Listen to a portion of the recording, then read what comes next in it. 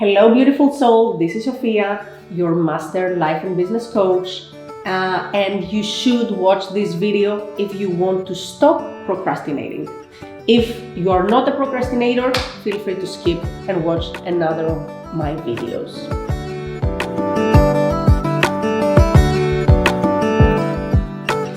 Majority of my clients, they struggle with procrastination.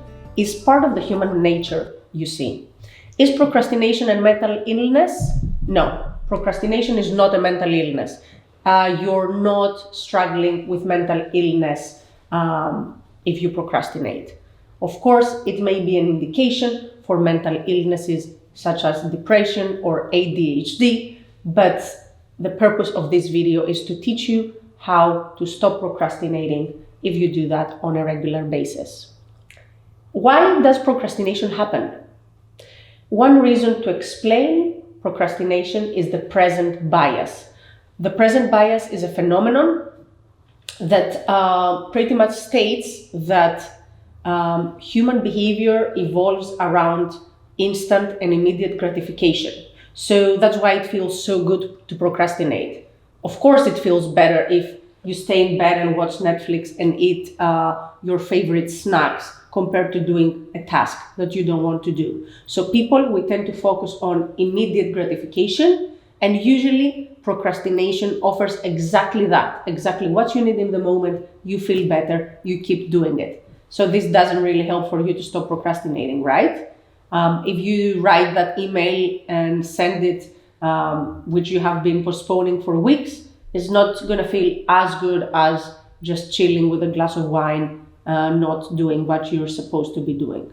So procrastination, as researchers state, is a self-regulation failure. It's a failure of you trying to self-regulate because it pushes towards behavior that does not allow you to complete that needs to be done. And why do most people procrastinate? People procrastinate because they don't know what needs to be done. They don't know how to do something. They're not in the mood to do something. Something may feel a little bit more complicated or complex or heavy to be done. There is a lot of stress and anxiety, and then you end up becoming a chronic procrastinator. According to Professor Ferrari from DePaul University of Chicago, around 20% of Americans, they're chronic procrastinators. That doesn't sound great, right? And it's part of our nature, wanting to postpone something, not wanting to do something. But you often hear the excuse of, yeah, it's not the right time. It's never going to be the right time to do something that you have been pushing back. And often people, they say that, lie to themselves that, oh, I operate better during pressure. I operate better last minute. I also wrote university papers overnight because I was procrastinating. But the truth is that if you do things on time, you feel better. Otherwise, you cause unnecessary stress to your life. Now, let's talk solutions. How can you stop procrastinating once and for all? If you are used into the habit of procrastination, it may take some time for you to retrain your brain and become a doer rather than a procrastinator. There are very easy ways that you can implement in your daily life and start actually becoming more productive. First of all, eliminate distractions.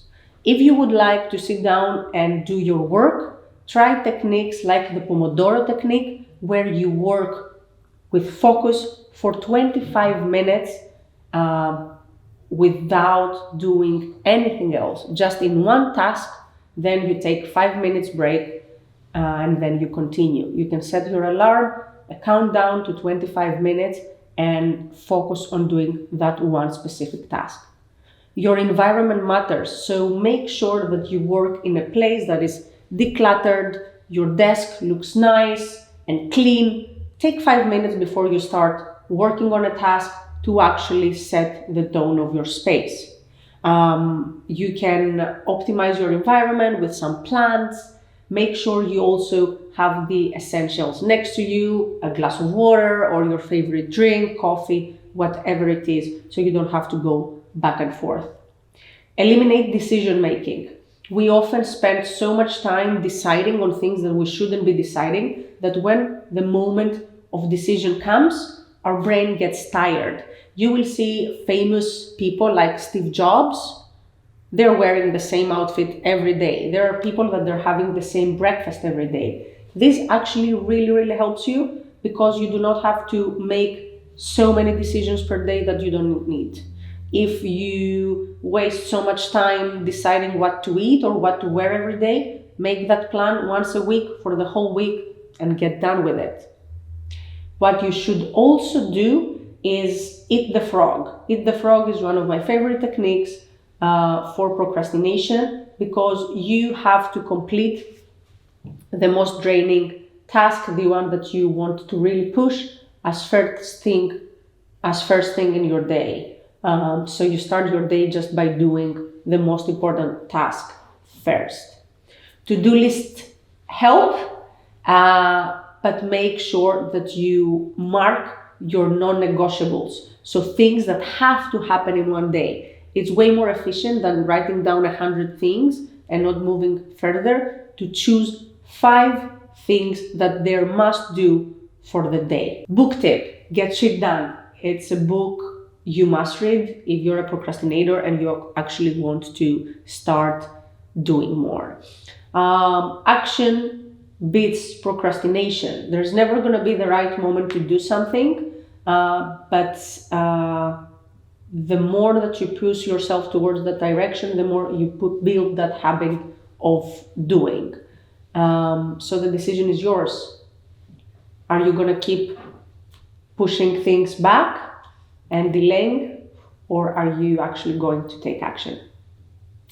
Let me know if you find these tips helpful, and I will see you in the next video. Bye. Every week, disconnect for 15 minutes from your hectic life and come hang out with me, grab a drink, and let's enjoy.